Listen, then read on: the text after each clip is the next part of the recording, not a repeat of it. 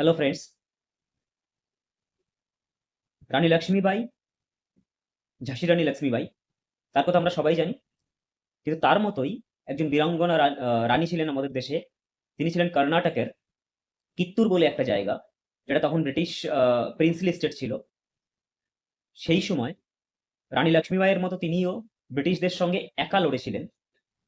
নিজের নিজের হাজবেন্ড মানে মহারাজা, কিত্তুরের মহারাজা মারা যাওয়ার পরে 1826 খ্রিস্টাব্দে অ্যাকচুয়ালি কিত্তুরের মহারাজা মারা যান। তারপর 1816 খ্রিস্টাব্দের পর থেকেই ব্রিটিশদের চোখ পড়ে কিত্তুরের, কারণ ডক্টরিন অফ ল্যাপস আমরা সবাই জানি ডালহাউসির। সেই নীতি অনুসারে জমির রাজ্য অ্যানেক্সেশন, তখন দুটো ভাবে রাজ্য অ্যানেক্সেশন হতো, সত্যবিলোপ নীতি অথবা অধীনতামূলক মিত্রতা নীতি। তো এই দুই ভাবে রাজ্য গ্রাস করার যে আগ্রাসী মনোভাব ব্রিটিশদের ছিল, সেই মনোভাবের দরুনই ব্রিটিশদের চোখ যায় কিত্তুরের উপরে। কিন্তু রানী চিন্নাম্মা ঠিক সেই সময় ব্রিটিশদের সঙ্গে রুখে দাঁড়ায়।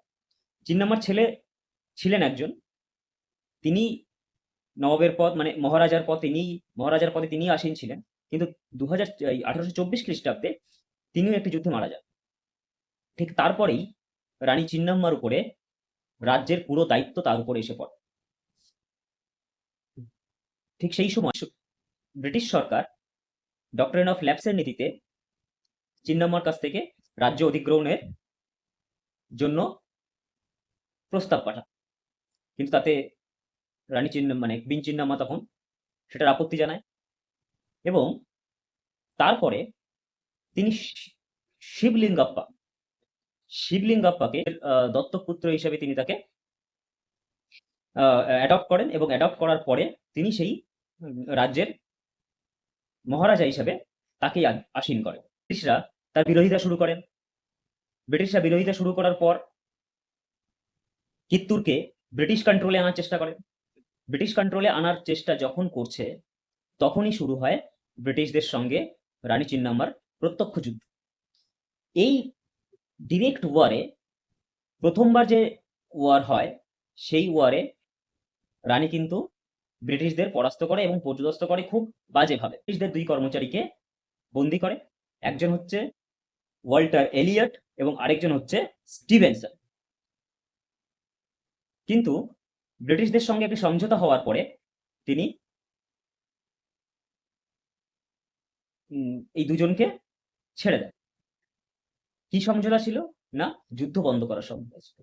কিন্তু তৎকালীন কিত্তুরের যে কাউন্সিলর ছিলেন, চ্যাপলিন, তিনি যুদ্ধ বন্ধ করার পক্ষপাতী ছিলেন না এবং তিনি যুদ্ধ চালিয়ে যান।